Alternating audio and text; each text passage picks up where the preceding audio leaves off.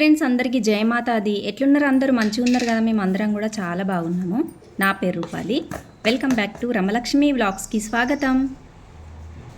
రాత్రి బోల్ దమ్ముకునేటప్పుడు ఉప్పు డబ్బాను కడిగి పెట్టిందండి. ఇప్పుడు ఉప్పు నింపి అయితే పెట్టుకున్నా. బియ్యం పిండితోటి ఒక మంచి బ్రేక్ఫాస్ట్ చేయబోతాన్నా. అందుకోసానికైతే ఇట్లా 4 టమాటాలు కడిగి తీసుకున్నా. ఇప్పుడు గ్యాస్ అంటుపెట్టుకొని ఆ టమాటాలు అయితే ఉడకబెట్టుకుంటానికి పెట్టుకుందాము. అట్లనే బియ్యం పిండి తడుపుకుంటానికి నేను కొన్ని ఉడుకు నీళ్ళు కూడా చేసుకుంటాను పక్క స్టవ్ మీద. ఆ నీళ్లు కాగే అంతలోపు మనము పిండిది అయితే మెజర్మెంట్ తీసుకుందాము. ఒక బౌల్ తీసుకొని 1 కటోర బియ్యం పిండిని అయితే తీసుకొని వేసుకుంటాను. అట్లనే టేస్ట్ కోసానికి ఉప్పు వేసుకుంటాను, పింక్ సాల్ట్. ఎండిన మిరపకాయలను కొంచెం పొడి చేసుకున్నాం. ఆ పొడి అయితే ఇందులో వేసుకుంటాను. 1 స్పూన్ వేసుకొని ఇంకా కలిపేసుకుంటా. ఇప్పుడు బాగా కలుపుకున్న ఈ మిశ్రమంలో నేను ఉడుకు నీళ్ళు అయితే పోసేసుకుంటాను. మనము ఉడుకు నీళ్ళల్లో డైరెక్ట్ పిండి వేసినా కూడా ఏం కాదు. నేను ఉడుకు నీళ్ళు చేసి ఆ ఉడుకు నీళ్ళతోని ఈ పిండి కలుపుతాను.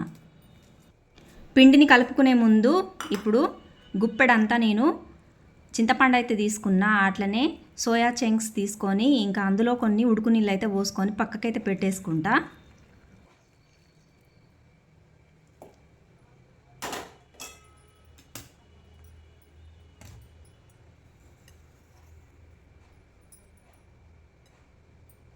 ఇప్పుడు ఈ బియ్యం పిండిలా కొన్ని ఉడుకు నీళ్ళు పోసుకుంటా 1 స్పూన్ సహాయంతో మంచిగా కలుపుకుందాము.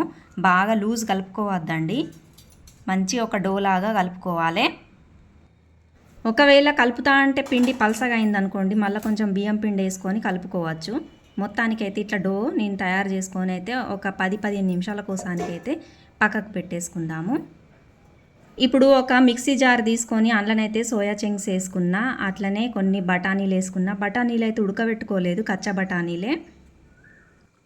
అట్లనే ఒక 3 పచ్చిమిర్చీలు చించి వేసుకుంటాన్నా. ఇంకా 2 ఇంచుల అల్లం ముక్క కూడా కోసి వేసుకుంటాన్నా. ఇవన్నీ కూడా బరకగా నూరుకోవాలండి, బాగా మెత్తగా పేస్ట్ లాగా నూరుకోవద్దు.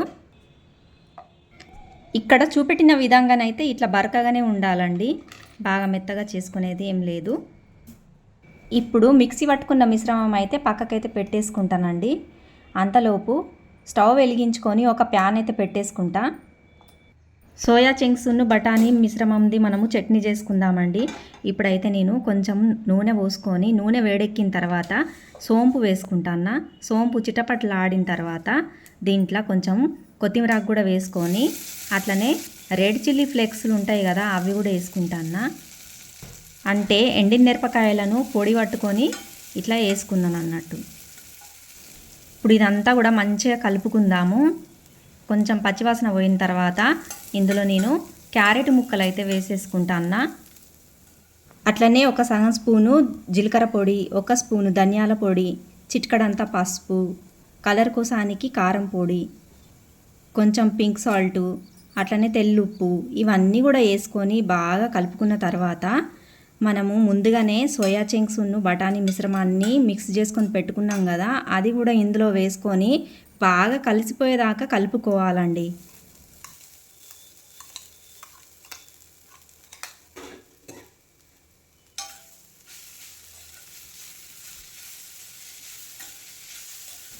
ఇది మొత్తం కలిసిపోయినాక కొంచెం ఉడకనిచ్చిందండి. తర్వాత నేను కాజులు సన్నగా కోసుకొని అయితే వేసుకున్నా. అట్లనే కొత్తిమీరాకు కూడా వేసుకున్నా. ఇప్పుడు ఇది రెడీ అయిపోయింది చట్నీ. ఇంకా దీన్ని స్టవ్ బంద్ చేసి అయితే దించేసుకుంటా. ఈ రెసిపీ మటన్ కీమాతో కూడా చేయొచ్చు అండి. మటన్ కీమాతో చేసేది ఉంటేనైతే ఇంకా అద్భుతమైన టేస్ట్ ఉంటుంది. ఈ సోయా చట్నీ చల్లారేంత వరకు మనం ఒకసారి పిండిని అయితే చూసుకుందాము.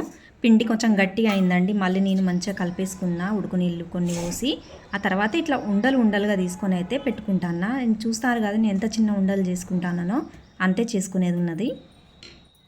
ఉండని తీసుకొని పొడిపిండిలా డీప్ చేసుకుంటా ఇట్లా చిన్న పూరీలాగానైతే ఒత్తుకోవాలండి. పొడిపిండి బియ్యపిండే తీసుకున్నా.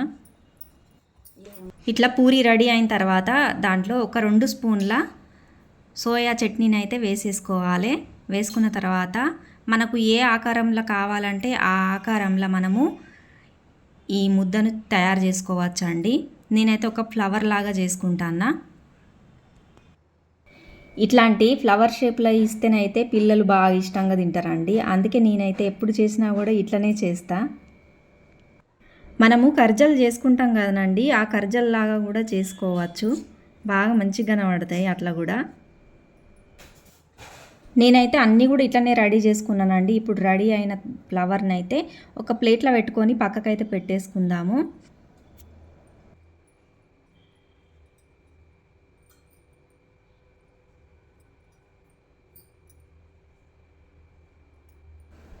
అన్నీ కూడా ఇట్లా రెడీ అయిన తర్వాత చూడండి ఎంత బాగా కనిపిస్తున్నాయి కదా. ఇప్పుడు ఇవి పక్కకు పెట్టుకొని స్టవ్ అంటు పెట్టుకొని ఒక గంజుల నీళ్లు పోసుకొని ఆ నీళ్ళని అయితే వేడి చేసుకుందామండి. ఇప్పుడు ఇవి ఆవిరి మీదనే పెట్టేది ఉన్నది నాకు. ఇట్లా ఒక జాలి గిన్నె తీసుకొని ఆ గంజు మీదనైతే పెట్టేసేయాలండి. ఆ తర్వాత ఒక సన్నని బట్ట తీసుకొని అది కూడా కప్పి ఇంకా దాంట్లోనైతే ఈ ఫ్లవర్స్లన్నీ పెట్టుకోవాలి. ఇటు మహారాష్ట్రలో అయితే వీటి పేరు గుజియా అండి, హిందీలో గుజియా అంటారు అన్నట్టు. ఇంకా నేనేమో తెలుగులో అయితే ఫ్లవర్స్ అని చెప్తాను. ఇట్లా అన్నీ పెట్టుకున్న తర్వాత ఇంకా ఆ గుడ్డనైతే మొత్తం కవర్ చేసేసి ఇప్పుడు అయితే ఒక మూత పెట్టేసుకుంటాను. అవి ఆవిరి మీద ఉడికేంతలోపు మనమైతే టమాటాది చట్నీ చేసుకుందామండి. టమాటాలు ఉడకబెట్టుకొని పెట్టుకున్నా కదా, ఇప్పుడు చల్లారినాయి. ఇప్పుడు పొట్టంతా తీసుకొని ఒక మిక్సీ జార్లోనైతే వేసుకుంటాను. టమాటాలు వేసుకున్న తర్వాత ఒక 4-5 ఎండుమిరపకాయలు వేసుకున్నా, అట్లనే కొంచెం పింక్ సాల్ట్ వేసుకొని కొంచెం అంతా బెల్లం వేసుకున్నానండి. ఇప్పుడైతే మిక్సీ పట్టేసుకుందాము, మెత్తగా మిక్సీ పట్టుకోవాలి. ఇప్పుడు మిక్సీ పట్టుడు అయిపోయిన తర్వాత ఇట్లా వచ్చేసింది చట్నీ. బియ్యం పిండితోటి ఎప్పుడన్నా మోదకాలు చేసుకున్నారానండి, మోదకాలది ఒక టైప్ అనుకోవచ్చు ఇప్పుడు నేను చేసేది. అయితే మోదక్ రెసిపీ అని కూడా అనుకోవచ్చు అన్నట్టు. కాకపోతే ఇవి వెజ్ మోదకాలు అని అనొచ్చు మనము. ఒకసారి చూసుకుందాము ఉడికినాయో లేదో. వట్టిగానే కనిపిస్తుందండి ఉడికిందా లేదా అని. మొత్తానికైతే ఉడికి వచ్చేసింది. ఇంకా నేను గ్యాస్ అయితే బంద్ చేసుకొని పక్కకైతే దించి పెట్టేసుకున్నా. అట్లనే ఒక గంజు పెట్టుకొని ఇప్పుడు టమాటా చట్నీ అయితే చేసుకుందాము. నూనె వేడెక్కిన తర్వాత ఎల్లిపాయలు అయితే వేసుకున్నా. కొంచెం కలర్ చేంజ్ అయిన తర్వాత ఇప్పుడు మనము టమాటాది ఆ ప్యూరీ మొత్తం వేసేసుకుందాము. అట్లనే కొన్ని నీళ్ళు కూడా వేసేసుకుందాము. చట్నీ బాగా పలసగా కూడా కావద్దండి, పలసగా అయితే అంత మంచిగా అనిపించేది, కొంచెం చిక్కగానే ఉంచుకోవాలి. అట్లనే టేస్ట్ కోసానికి చింతపండు పులుసు కూడా పోసుకుంటాను. చింతపండు పులుసు పోసుకుంటే బాగా మంచి రుచి ఉంటుంది. ఇప్పుడు ఇవన్నీ కూడా కలుపుకొని మంచిగా ఉడకనియాలండి. ఇట్లా ఉడికిన తర్వాత గ్యాస్ ఫ్లేము బంద్ చేసి ఇంకా దించుకోవడమే. ఫ్లేమ్ అయితే తక్కువ పెట్టుకొని ఉడకనిచ్చుకోవాలి. ఇప్పుడైతే మొత్తానికి దించేస్తానండి.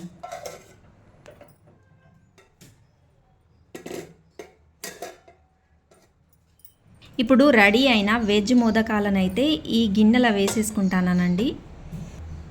చూడడానికి ఎంత బాగా అయితే కనిపిస్తున్నాయో తినడానికి కూడా అంతే బాగుంటాయండి, హెల్దీ ఫుడ్.